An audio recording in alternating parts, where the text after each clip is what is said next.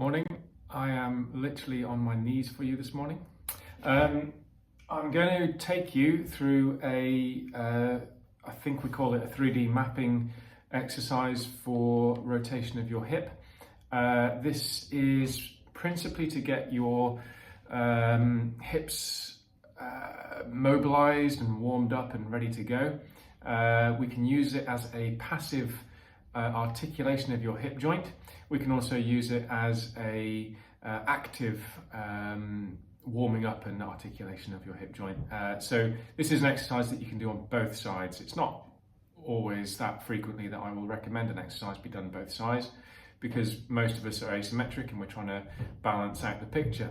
So most exercises I recommend are therefore for one side or the other, but in this case there's benefits to doing both. So I'm going to step out shot slightly so you can see my feet, and if I wanted to treat your left hip, let's say we've had a little bit of capsular tightness, a little bit of an unstable hip maybe, or just a tight hip, what we're going to do is we're going to take the right foot and we're going to go heel to toe across the body. So we end up on this 90-degree angle. Okay, I'll just do that again for you. So as I step across myself, I'll end up heel to toe at a 90-degree angle. Okay, now you can imagine what's happening at this left hip is as I step over, I'm forcing my right leg to go into internal rotation relative to my pelvis, which is orbiting around my left hip. Okay, so as my pelvis moves to the left, it causes me to internally rotate my hip, and that puts a little bit of a stretch on the external rotators in my butt.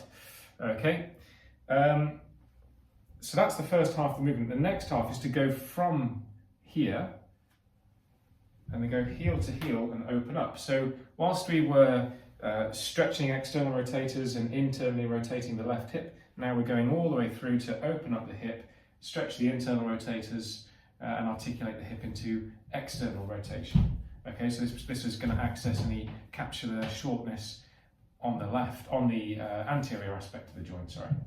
Okay, and so the complete movement is to go from heel to heel, working nice and steadily, not pushing your range too hard, but challenging yourself a little bit. And in this case, what we're seeing is an passive articulation of the left hip.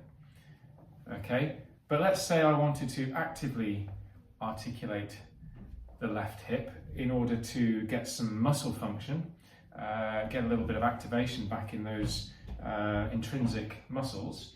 All we do is exactly the same exercise in the other direction, because now, although I'm passively articulating my right hip, now I'm actively articulating my left. So even though we're doing it both sides, my main focus for this treatment on myself today is all about my left hip. So now I'm actively moving through space into external and internal rotation with my left hip, and my right hip is getting the added benefit of being part of the process. Okay, so it's a nice simple exercise. It's potentially dead boring, but this is an exercise that you can do to prime your hip, warm it up. We're trying to change the viscoelasticity, we call it, in the hip. So trying to get things more fluid, more dynamic, neurologically primed and ready for action, and trying to gently work with any limitations. If you like, say we're again using the left hip as an example, if you'd like to start with the passive, so that would be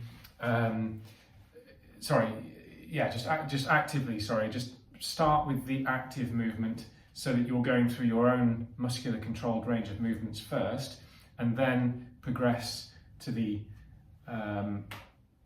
passive articulation, just to sort of add that extra little bit of range if you can. Okay, but it might help just to get you warmed up to start doing it actively. Remember, we're focusing on the left here.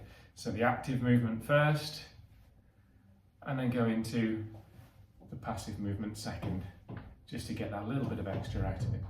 Okay, so that should just about cover everything we need for that. Yeah, thank you.